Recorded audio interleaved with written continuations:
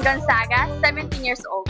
So actually, when I was a kid, naglalaro na talaga ako ng volleyball. This is my childhood sport actually. So napatigil ako nung nag-high school ako, and then I decided ngayon na mag-training, and ito yung volleyball training na sinuggest sa akin or na-recommend sa akin ng classmate ko last year, and then ayun, bigla na lang akong nagka-interesado dito.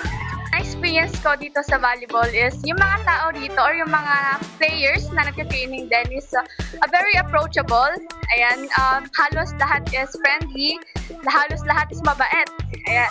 Yung experience ko dito sa pagka-training na ito is like, first time ko lang talaga mag-training kasi puro liga yung sinasalihan ko noon. And ayun, medyo mahirap, but at least nag-improve yung kakayahan ko sa sports na to. SC Volleyball Solidify Zone.